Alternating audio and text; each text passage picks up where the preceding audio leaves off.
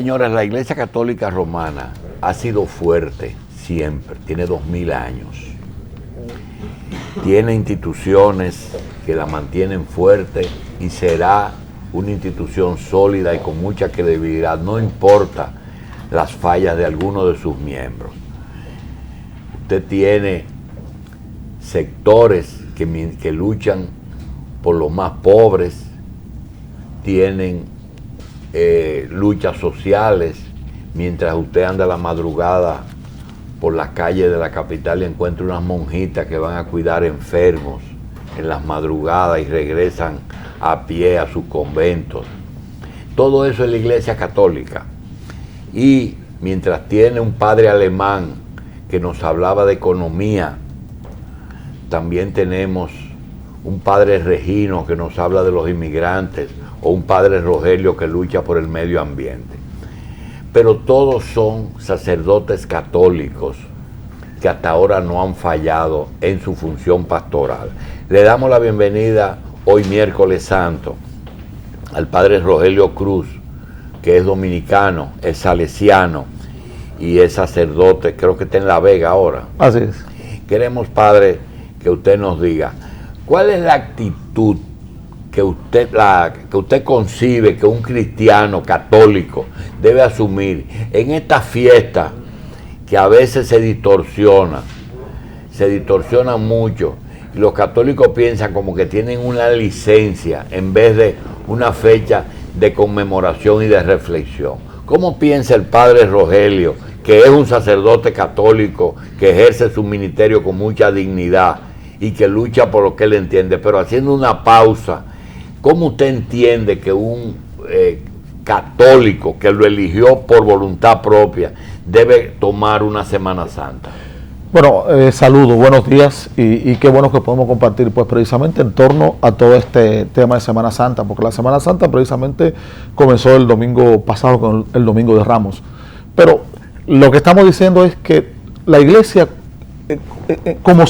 como tal debe ser renovada. Y todas este tipo de festividades y de celebración deben ser renovadas también. A mí, por ejemplo, tú me puedes preguntar, ¿cómo tú celebraste el Domingo de Ramos?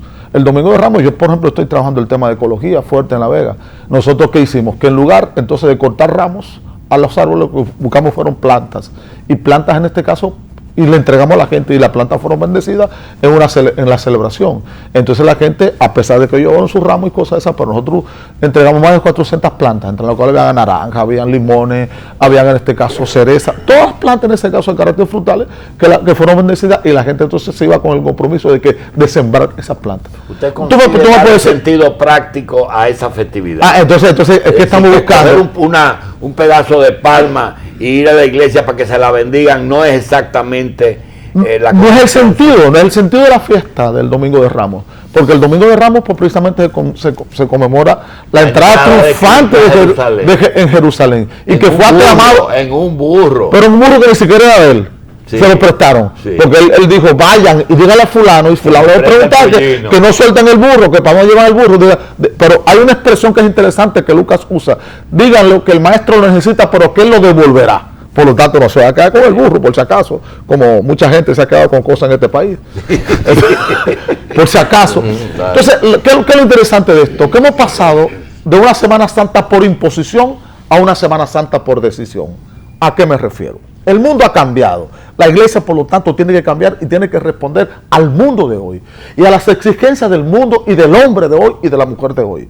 Por lo tanto, precisamente, antes existían un sinnúmero de situaciones, por ejemplo, de que tú tenías que quedarte en Semana Santa porque tú no tenías otras opciones más que las celebraciones, los cultos y sobre todo con el pensamiento mítico tabuístico de la Semana Santa, que tú no podías caminar, que tú no podías un Viernes Santo bañarte, que tú no podías hacer tal y tales cosas. Ese pensamiento mítico tabuístico, ya eso ha sido superado pues precisamente en los momentos actuales. Y ahora pues precisamente no es solamente la opción.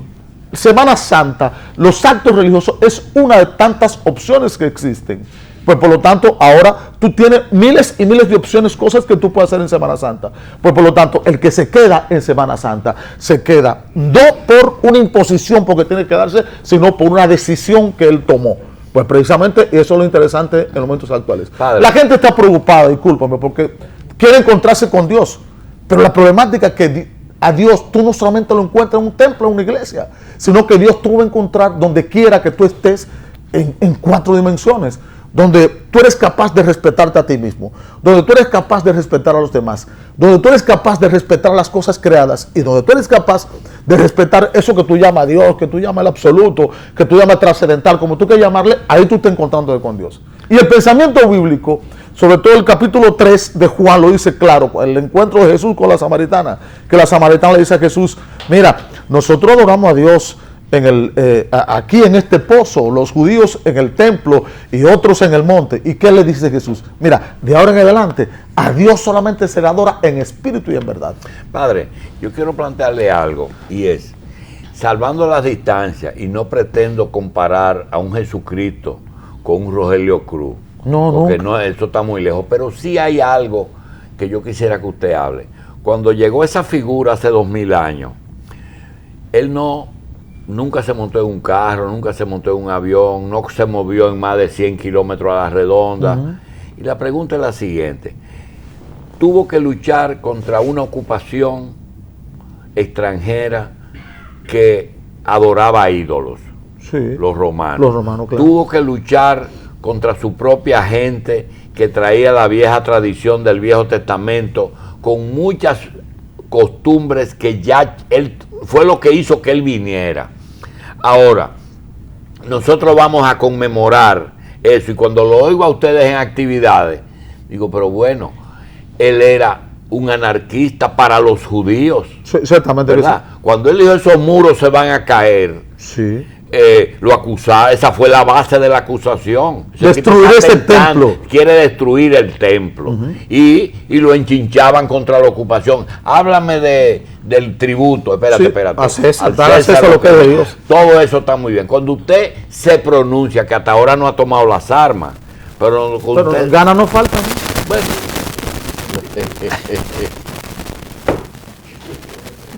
Padre, mire, el tema es, llevando todo esto a esta época, y uno dice, caramba, pero qué poco han cambiado y seguimos con los mismos problemas y peores.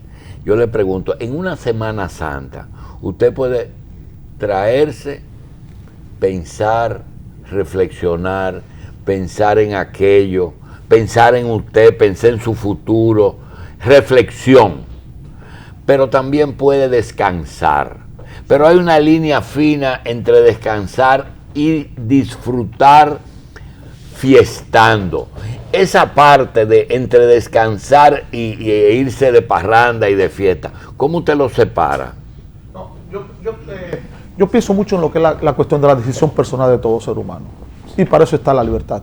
Y sobre todo, pues en ese caso, no solamente la libertad, sino el don que todo ser humano tiene de tomar las decisiones que él entiende que tiene que tomar en un momento determinado y un tiempo determinado. Y respeto absoluto. ¿Por qué? Porque real efectivamente ahí es que está la grandeza del ser humano y está también la grandeza de Dios. De que Dios, en ese caso, Dios no nos impone cosas a nosotros. Usted apunta a una cosa interesantísima. Jesús, por ejemplo, no fue tanto un anarquista, sino que Jesús lo que hizo fue precisamente que puso en tela de juicio y cuestionó aquella estructura, digamos así, la desnudó por completo aquella estructura social que existía. Porque desde el punto de vista religioso, Jesús, el sistema religioso de su época lo cuestionó enormemente. Si es el sistema político de su época, lo cuestionó enormemente. Si era el sistema de organización social, lo cuestionó enormemente. Incluso los jefes de los pueblos lo tiranizan, lo dice, pero entre ustedes no puede ser así. El que quiera ser más grande que ser el servidor de todos, en contraposición de todo, con todo esto. En el templo, por ejemplo, el mismo templo, cuando va al templo, han hecho de la casa de mi padre una cueva de bandidos, pues por lo tanto, espérense, por ahí no van las cosas. Entonces Jesús tuvo que tomar decisiones trascendentales. Y eso es lo que es ese límite que usted señala, Julito, en ese caso, radica pues ahí, en la decisión de todo ser humano, en este caso de que tú tienes que tomar aquellas decisiones de carácter trascendentales, pero que en un momento determinado tú tienes que tomarlas, pero que real efectivamente, porque tú lo decides y tú la tomas única y exclusivamente. Padre, usted habló del templo. Hay dos episodios bíblicos que nos hablan del templo. A los 12 años, cuando la mamá lo encontró hablando con los doctores, y a los 30 años, cuando dijo cueva de ladrones y de jugadores y de cosas. Pregunta, de los 12 a los 30, cuando ustedes están en los seminarios dando clases de tradición y de Biblia, ¿qué hizo Jesucristo en ese tiempo? No se conoce realmente, solamente hay hipótesis y teorías, única y exclusivamente. Pero ¿por qué? Porque lo que encontramos del pensamiento de Jesús y de Jesús sencillamente está enmarcado. Incluso hasta los que escribieron prácticamente ni siquiera estuvieron con Jesús. Porque usted me puede preguntar el caso de Lucas. Lucas, por ejemplo, era un médico. Y Lucas no estuvo en el grupo y escribió. ¿No era de los 12? No, búsquenlo en ningún listado. De los 4 evangelistas, ¿cuáles estuvieron con él? ¿Juan y quién? Juan solo, porque ni siquiera Marcos.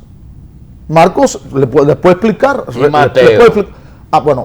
Mateo, pero Mateo era Leví. Mateo era un cobrador de impuestos. Mateo estaba al servicio de los romanos. Y en ese caso, y Jesús lo llamó. Pero solamente estuvieron 2 de los 4 que escribieron. Lucas era un médico, y él lo dice, porque Lucas escribió 2 libros. El libro de los Hechos de los Apóstoles y el libro, en ese caso, del Evangelio de Lucas. En el libro de los Hechos de los Apóstoles, en lo que es el prólogo, él lo dice: desde el principio me dediqué a investigar diligentemente, y la Biblia de Jerusalén pone esa palabrita, diligentemente, todo lo referido a Cristo Jesús. Hoy te lo pongo por escrito a ti, a Teófilo, que era un amigo de él, para que te enteres de todas las cosas que pasaron sobre Jesús. O sea, él le contaron. Lucas se dedicó a investigar. Lucas era un médico. ¿Cuántos años después de la muerte de Cristo? 85 años después. 85 años después, por lo tanto, porque el mensaje de Jesús se reconstruye a partir de... ¿Y Pablo conoció a Cristo? No lo conoció directamente, porque Pablo, hay que reconocer, Pablo era un judío que se formó en la escuela de Gamaliel, uno de los principales maestros del judaísmo. Y Pablo conocía de pie a pa todo lo que es la Torá y todo lo que es el pensamiento judío. Y efectivamente, él lo dice en el libro de los Hechos de los Apóstoles, con ese encuentro que él tiene con Jesús, que no es que lo tumbaron de un caballo, no es tumbar un caballo, es tumbarte de tu propio pensamiento y de lo que tú crees que es una cosmovisión del mundo, para tú comenzar otro pensamiento totalmente diferente. Hoy no se habla, por ejemplo, en los estudios bíblicos de la conversión de Pablo. No se habla de conversión de Pablo, sino que se habla de la transvaloración, porque Pablo viene con unos valores profundos que tiene solamente que adecuarse un poco al pensamiento cristiano que comenzaba. Y Pablo, el cristianismo tal y como está hoy, se debe a Pablo. Pablo fue el primero que comenzó con el tema de la resurrección en la carta a los tesalonicenses, que fue escrita 48 años después de la muerte de Jesús. Entonces Pablo fue el que comenzó con el tema ese enchinchado de que Jesús estaba vivo, con un pensamiento que tuvo que cambiar después, que había que prepararse porque la venida de Jesús era inminente. ¿Y esa carta a quién se le enviaba? La escribía a las pueblos. Pablo, el pensamiento de Pablo, incluso el Pablo misionero, es interesante. Pablo pasaba por una comunidad y en una comunidad dejaba, en ese caso, sus gente para darle continuidad después al pensamiento. En Tesalónica era una de esas comunidades. Pero volviendo atrás, discúlpame que falta algo interesante. Sí. Marcos, por ejemplo. Marcos no estaba con Jesús. Pero Marcos parece que hay un dato autobiográfico en el Evangelio de Marcos. Marcos, ¿qué fue lo que hizo? Marcos andaba en un primer momento con Pablo. Después, en ese caso, se fue a Roma con Pedro. Pedro no hablaba, en ese caso, el griego. Marcos sí. Entonces, ¿qué es lo que hacía? Marcos lo que hacía era que lo que Pedro comentaba de Jesús, él se lo traducía a la gente. Que debiera ser Evangelio de Pedro escrito por Marcos. Pero hay un detalle autobiográfico. En el capítulo 14, versículo 56, dice, hay un dato que solamente aparece en ese evangelio, que es un dato de carácter, parece autobiográfico por parte de Marcos, donde dice que ese muchacho que iba siguiendo a Jesús, envuelto en una sábana, dice que cuando los fueron a apresar a Jesús, los que fueron a apresar a Jesús dijeron, este es uno de los de ellos, y dice que el muchacho soltó la sábana y se fue en traje de Adán, se fue en pelota, como decimos vulgarmente. Es un detalle autobiográfico, pero no es hoy. Los estudios bíblicos, por ejemplo, incluso dice que es mucho más profundo, que el autor del libro de Marcos los pone como para decir esto, es que no es tanto un detalle autobiográfico, sino que para decir esto, que es mucho más profundo, que es que al discípulo, cuando le quitan al maestro, queda prácticamente al descubierto, y eso pasa. Es decir, hay como las dos visiones interesantes en torno a esto, pero Marcos dice Jesús, allá hay una casa en el diván, en la segunda planta, díganle que yo quiero celebrar la cena con mis discípulos. Era la mamá, parece, los estudios hoy apuntan que esa era la mamá de Juan Marcos, y ahí fue donde Marcos tuvo el primer encuentro con Jesús. La última cena. En la última cena. Padre, de los 4 evangelistas, ¿cuál es su preferido? No, Lucas. Lucas, claro que sí. Lucas es el que saca detalles más conmovedor por parte de Jesús, y que presenta un Jesús totalmente misericordioso. Y de esos incluso, 4, ¿cuál fue el que tuvo más cerca de él? No, Juan, pero la problemática es que Juan no pudo haber escrito ese evangelio. Juan no escribió ese evangelio. La profundidad del evangelio de Juan no es para ser escrito. Eso fue real, lo escribió... Dictado. ¿Perdón? Contado a alguien. No. Parece que fue un griego que escribió ese ejemplo, porque incluso es un griego perfecto. ¿Y qué usted le ve que no se correspondía con Juan? No, todos los detalles, Juan no tenía el nivel intelectual. Ninguno de ellos, porque los discípulos realmente, los momentos actuales apunta que sea Alejandro, un griego, sí, formado, que conoció el pensamiento de Juan Juánico y el pensamiento de Jesús. Juan, por ejemplo, no habla en ningún momento de milagros. Juan lo que él dice, los signos de Jesús. Padre, ahorita usted dijo, ganas no me faltan. Con respecto a algo que le dije, quiero preguntarle, cuando llegó Cristo que modificó el Antiguo Testamento con algunas... no lo modificó, le dio continuidad al Antiguo Testamento. Pero con otra visión. Pero totalmente diferente. Y pregunta, ahora, cuando se habló de un próximo Mesías, ¿realmente usted entiende que ahora hay que modificar algo, esa iglesia de Pedro? No algo, de arriba abajo, y el Papa lo está haciendo el Papa Francisco. El Papa Francisco lo que está pidiendo pues, es eso precisamente. Y hay que conocer esto, hay que recordar. No está yendo muy lejos, Francisco. No, al contrario. Tiene que venir uno más exigente que Francisco, porque la problemática que son 2000 años de historia ahí prácticamente congelada. Y en el 78, por ejemplo, aquí pero en el 68 hubo en América Latina la aplicación del Vaticano II. La iglesia, con ese papa anciano, el Papa Juan XXIII, comenzó el proceso. Fue el que convocó al Concilio Vaticano II. El Concilio Vaticano II ha tenido 5 aplicaciones en América Latina. Lo primero fue en Río de Janeiro, que no tuvo ninguna trascendencia. Después fue en Medellín, en el 68, donde Medellín es el documento más revolucionario de la Iglesia Católica. En los años 70, en la época de las dictaduras, fue prácticamente prohibido en prácticamente todos los países donde había dictadura, hasta el extremo de que nunca se supo lo que era Medellín. Porque cuando hablaban de Medellín, se decía siempre, era un obispo, una cosa, se decían siempre, eso no es Medellín. Porque lo que asumieron Medellín fueron la gente y los religiosos, religiosas, sacerdotes, las comunidades eclesiales de base. Y después viene Puebla. Y en Puebla, en ese caso, pues precisamente es el pensamiento. Es la iglesia católica se está renovando. Debe ser revolucionaria. ¿Perdón? La iglesia debe o tiene que ser revolucionaria. Él es el primer momento antes del edicto de Constantino, era lo más revolucionario que existía, era una secta y un grupo.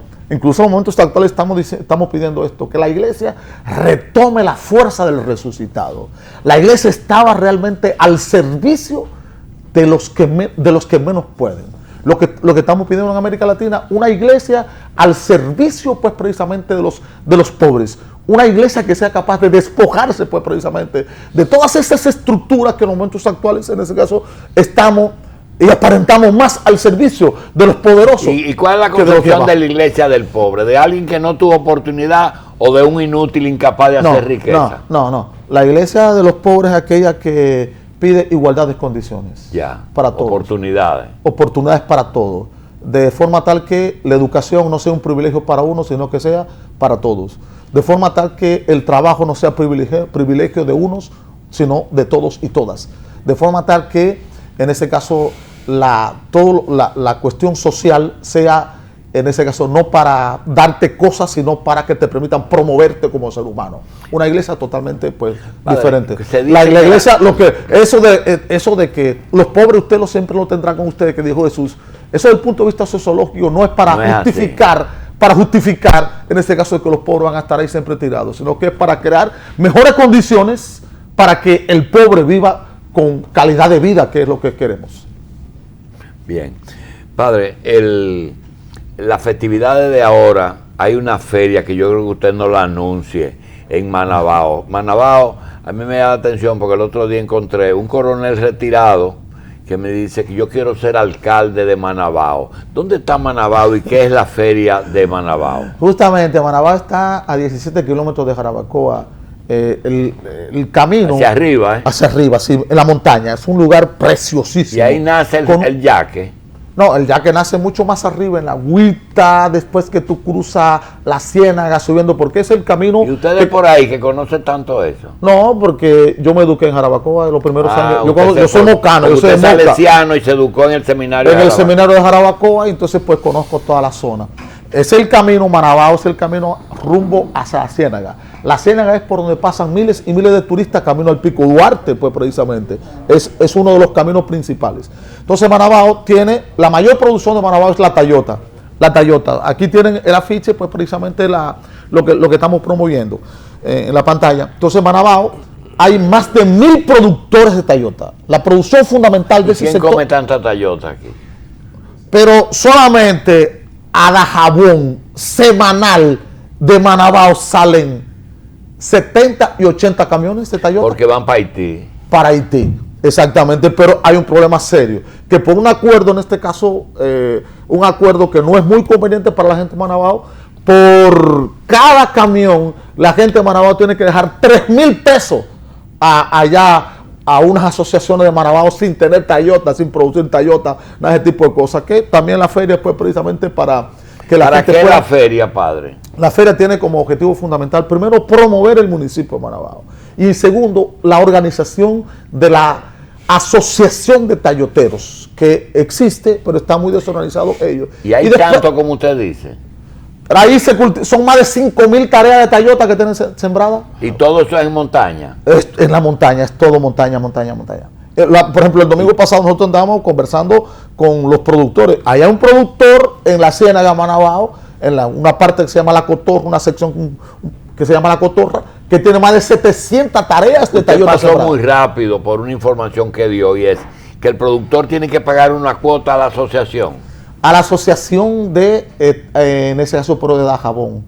Y eso fue un acuerdo en la época, en ese caso, pues de la que es ahora, yo no sé si es senador o qué, Sonia, allá en Dajabón. Y en ese caso, pues precisamente, la semana pasada solamente por los camiones que tuvieron que dejar allá en Manabao 215,000, perdón, en Dajabón, sin trabajar ni nada, 230,000 pesos tuvieron que dejar a ellos allá.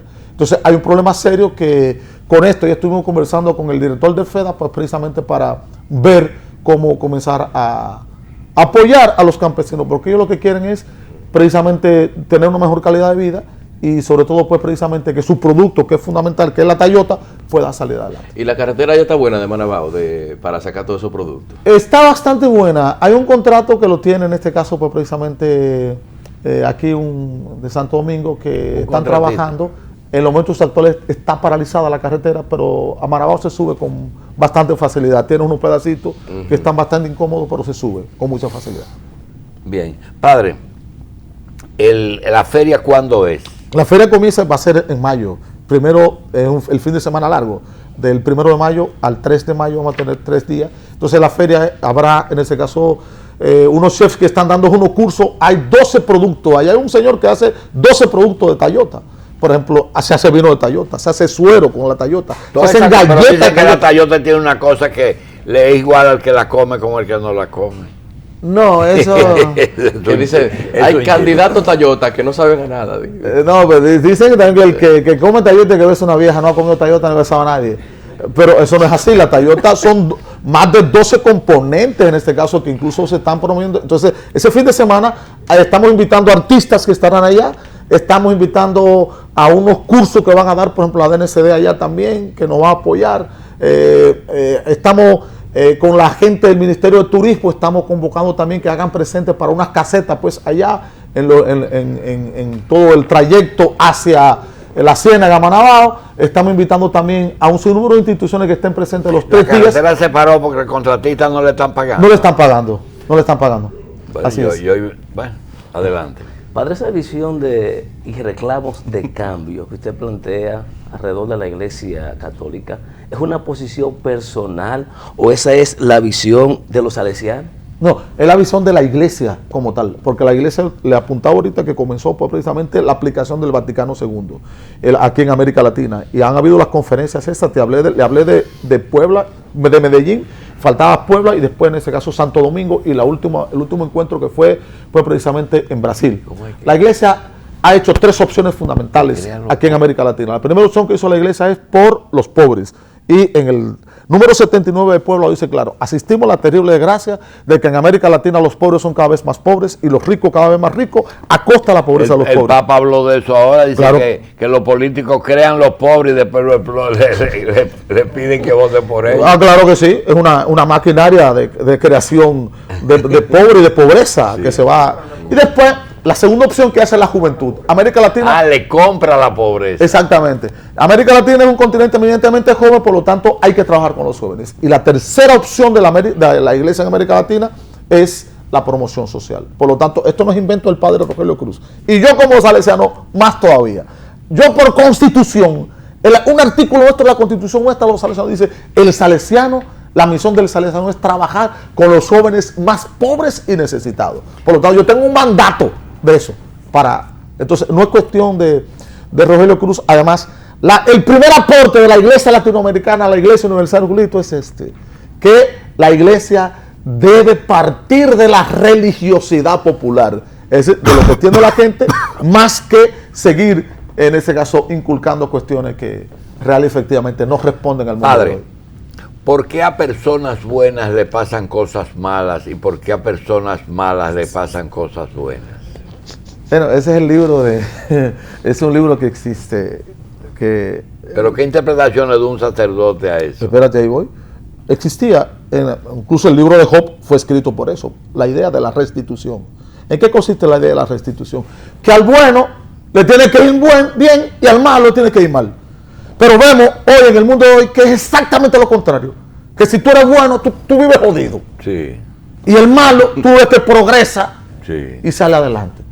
Entonces, el libro de Job, el autor del libro de Job, escribió esos 48, son 44 capítulos, porque los 3 primeros que le añadieron después es para arreglar la cosa. Que a Job le iba bien, y se le acercó un día el espíritu del mal a Dios y le dice, pero a Job le va bien y por eso él te responde y vive como vive. Y Dios le dijo, haz lo que tú quieras a Job, pero no toques su vida. Y a Job, en ese caso, dice que su bienes, su familia, con todas sus cosas. Y Job terminó diciendo, desnudo salí del vientre de mi madre, desnudo volveré a él. Le pide a Job, su esposa, maldice a Dios. Y al final, para no casar la historia, Job dijo, yo he sido fiel a Dios. Yo hoy quiero pleitear contra Dios. Y yo quiero ver a Dios cara a cara para que Él me diga dónde yo le he fallado. Le dice Job en unos diálogos lindísimos. Sí.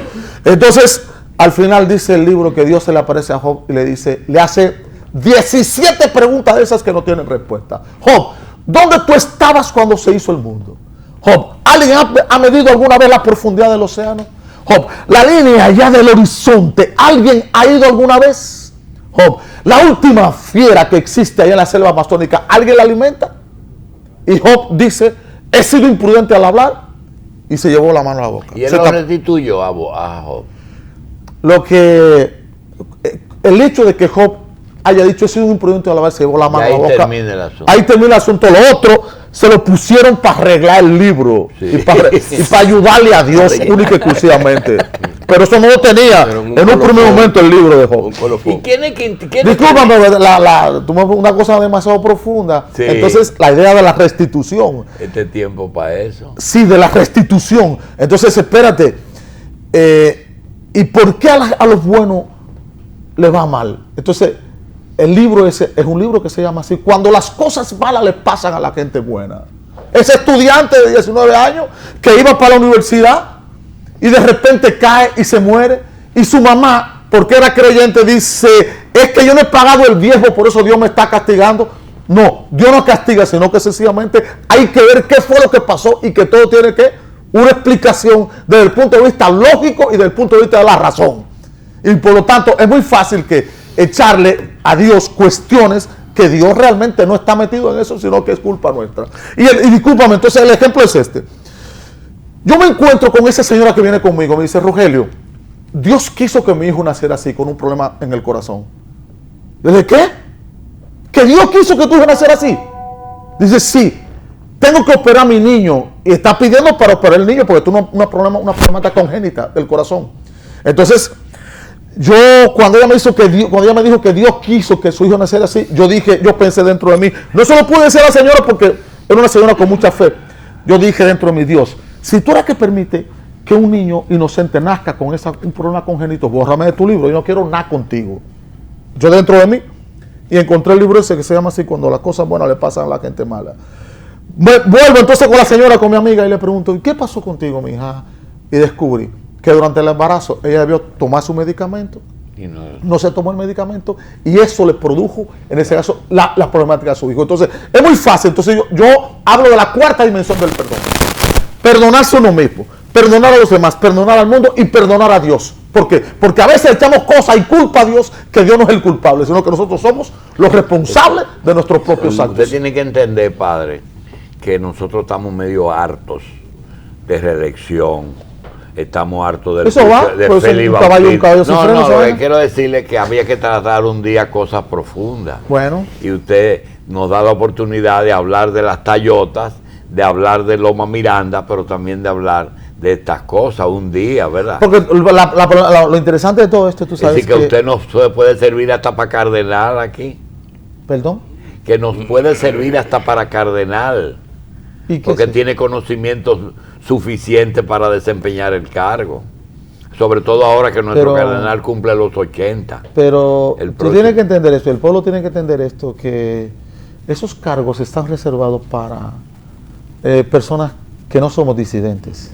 ¿Y usted se entiende disidente? Claro que sí. ¿Qué es lo que es teoría de la liberación, padre? El pensamiento de la teología de la liberación ha sido asumido una respuesta pues precisamente a la teología de carácter tradicional hecha en un escritorio. Allá en un escritorio se ponen a reflexionar sobre Dios, sobre el misterio de Dios.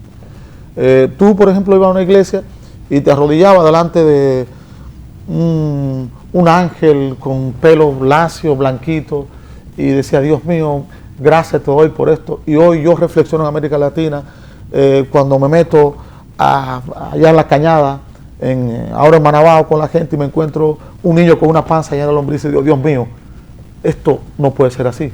O si no, cuando me encuentro con el pensamiento de don Gel del Cámara, el obispo rojo de Brasil, que dice esta expresión: veo un pobre, le doy una moneda, me dicen, qué bueno es este cura. Sin embargo, pregunto, ¿por qué hay tantos pobres en este país? ¿Cuál es el origen de la pobreza? ¿Dónde comenzó a surgir la pobreza? Me dicen que este es un cura desadaptado, que este es un cura, en este caso, que comunista, única y exclusivamente. Entonces, la teología de la liberación nace pues, precisamente como una respuesta a la pobreza en el mundo, que no es querida por Dios, ni es propiciada por Dios. Y pues, por lo tanto, surge, por ejemplo, ahora, para este tiempo, pero dejó que ocurra. No. Él no dejó eso, no, porque no lo quiso. Él no lo quiso. Por ejemplo, ahora son 3 preguntas fundamentales. Para el jueves, que es mañana Jueves Santo. ¿Cómo celebrar Eucaristía? Son 3 preguntas. ¿Cómo celebrar Eucaristía? Donde va a comulgar del mismo pan el explotado y el explotador. Teología de la liberación. ¿Cómo predicar la cruz de Cristo para el Viernes Santo en un mundo de crucificados y crucificadas? Bien. Teología de la liberación. 4, para el sábado. ¿Cómo predicar la resurrección de Jesús en un mundo amenazado de muerte? En un mundo amenazado por una reelección. En un país amenazado por un Félix, que en ese caso que te lo sueltan por encima de todo el mundazo. ¿Cómo predicar la resurrección en ese contexto? Eso me lo permite el pensamiento de la teoría de la liberación. Padre Rogelio, gracias por estar aquí. No, gracias a usted por ¿Qué va a hacer el permitirme? Viernes Santo, padre? ¿Perdón? ¿Qué va a hacer el Viernes Santo? Con la gente. ¿Ah? Con la gente. Y a las 3 de la tarde tenemos la celebración. Yo no hago lo que está ahí, sino que la pongo a la gente a participar y hacer una celebración un poco viva. Gracias, Padre Rogelio. Gracias, bendiciones a ustedes. Muy amable. Feliz Fernanda.